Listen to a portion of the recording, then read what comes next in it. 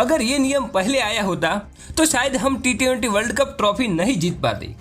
हाँ सच में दोस्तों, आईसीसी ने अब ऐसा नियम निकाला कि जो बाउंड्री पर छलांग लगाकर कैच पकड़ते थे उनको अब कैच पकड़ने में बहुत ज्यादा परेशानी होगी। और शायद इस नियम की वजह से हमें वो जादुई बाउंड्री कैच भी देखने को नहीं मिलेगा जो पूरे स्टेडियम को एक झटका देने के लिए काफी होता था। साथ ही कुछ बाउंड्री कैच तो ऐसे भी बन गए जिन्हें हम शायद कभी नहीं भूल सकते, जैसे कि T20 वर्ल्ड कप के फाइनल में सूर्य कुमार यादव ने पकड़ा वो कैच, जिसे हम कैसे भूल सकते हैं। बात तो सही है। लेकिन अब आईसीसी का कहना है कि भाई साहब अब वो कैच नहीं माना जाएगा जो आप बाउंड्री के बाहर से पकड़ते हो, क्योंकि पहले सब खिलाड़ी क्या करते थे, बाउंड्री के अंदर गेंद को उछालते थे, फिर बाउंड्री के बाहर जाकर गेंद को उछाल के अंदर धकेलते थे और फिर अंदर आकर पकड़ते थे।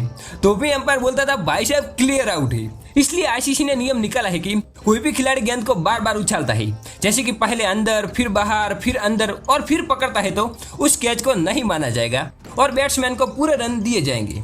लेकिन अगर किसी खिलाड़ी ने बाउंड्री के बाहर जाकर हवा में उछलकर गेंद अंदर फेंकी और फिर दूसरे खिलाड़ी ने गेंद पकड़ ली तो यह सही कैच माना जाएगा। इसलिए अगर सही कैच पकड़ना है तो गेंद को एक बार से ज्यादा नहीं उछालना होगा या फिर दो खिलाड़ियों को मिलकर कैच पकड़ना होगा।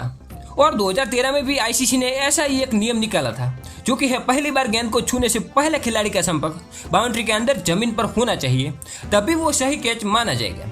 वहीं आईसीसी ने इस बार दूसरा नियम भी निकाला है, जिसे सुनकर बल्लेबाज बोलेंगे ये क्या हो गया, ये क्या सुन रहा हूँ मैं। सुनना तो अभी बाकी है, क्योंकि अब आईसीसी का कहना है कि वनडे मैच में 2 नई गेंदों का इस्तेमाल होगा। हाँ, मुझे भी पता है कि पहले से ही 2 गेंदों का इस्तेमाल होता है, लेकिन बात यह है कि 1 से 34 ओवर तक 2 नई गेंदों का इस्तेमाल होगा और फिर 34 ओवर के बाद फील्डिंग करने वाली टीम को दोनों गेंदों में से एक चुननी होगी और लास्ट की 16 ओवरों में वही एक गेंद से खेलना पड़ेगा। और इसमें गेंदबाजी को तो मजा है, लेकिन बल्लेबाजी को लास्ट ओवर में मुश्किल होगी, क्योंकि हिट करना मुश्किल हो जाएगा, बड़े शॉट मारने में दिक्कत होगी और इसलिए स्ट्राइक रोटेशन भी जरूर करनी पड़ेगी।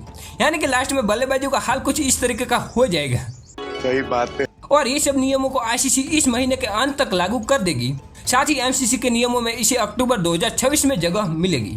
वैसे दोस्तों, आपको ये नियम कैसा लगा नीचे कमेंट सेक्शन में जरूर बताना। बाकी वीडियो पसंद आ गए हो तो लाइक कर दे और ऐसी अपडेट के लिए चैनल को सब्सक्राइब करें। तब तक मिलते हैं एक नई अपडेट के साथ।